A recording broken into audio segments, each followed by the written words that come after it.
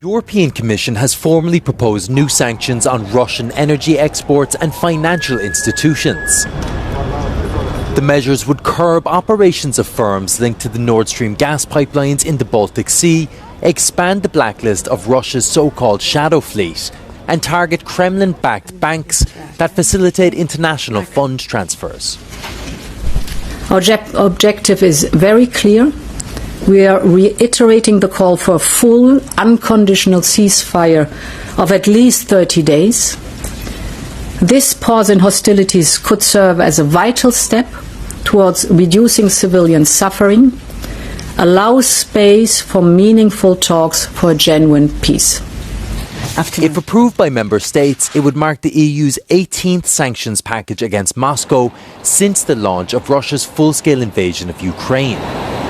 The most notable feature of the package is a proposed reduction in the G7 imposed price cap on Russian oil, first introduced in December of 2020. EU proposes fresh sanctions on Russia's oil, banks, Nord Stream and shadow fleet.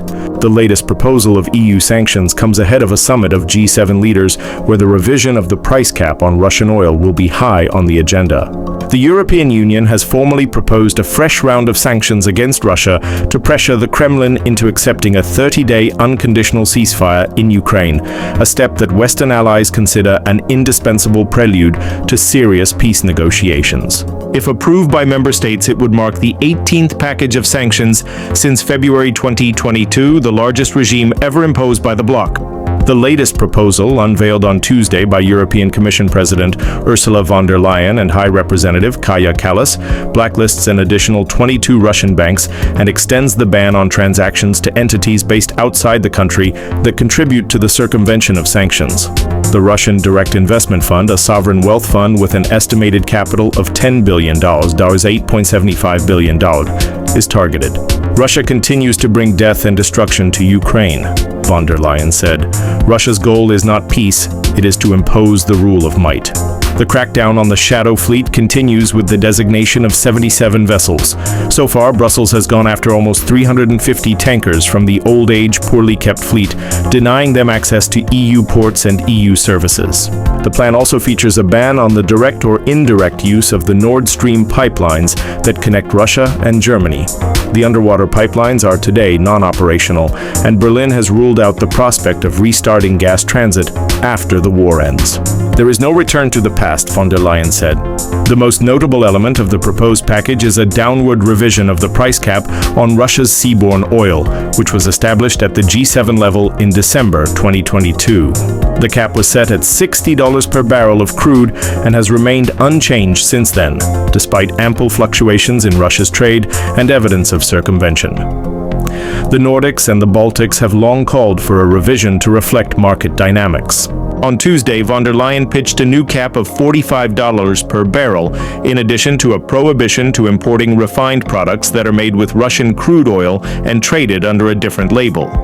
These mostly come from India and Turkey. Going it alone, in theory, the EU could pass new legislation to bring down the level of the cap on its own in an attempt to further squeeze Moscow's profits.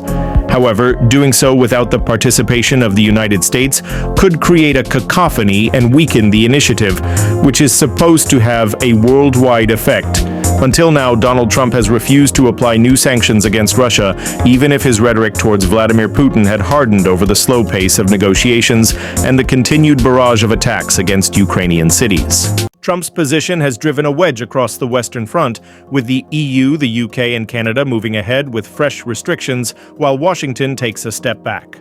The tensions in the alliance will come to the fore on Sunday during a G7 summit in Canada, where the revision of the price cap will be high on the agenda. Asked if the EU would go it alone, von der Leyen suggested it would not, at least not for the time being. My assumption is that we do that, the revision of the price cap, together as G7, she said. We started as G7.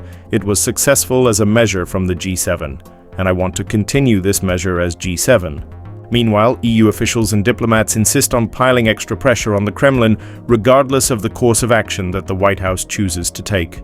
Trump's direction, though, could influence deliberations in Brussels, as unanimity among the 27 member states is required to approve the 18th package. Hungary and Slovakia have, in recent months, ramped up their criticism against sanctions, arguing they cause more damage to the bloc's economy than to Russia's. Earlier this year, Hungary threatened to veto the renewal of all sectoral sanctions, an against-the-clock experience that prompted officials to start working on legal shortcuts, particularly with a view to protecting the estimated $210 billion in Russia's frozen assets. Last week, Slovakia's parliament narrowly passed a resolution urging the government to oppose further trade restrictions against Russia. If there is a sanction that would harm us, I will never vote for it, Slovak Prime Minister Robert Fico said after the vote in parliament. I'm interested in being a constructive player in the European Union, but not at the expense of Slovakia. Still, for all their antagonistic talk, neither Hungary nor Slovakia has gone as far as completely preventing the adoption of a new package of sanctions. Like and subscribe for more information. Thanks!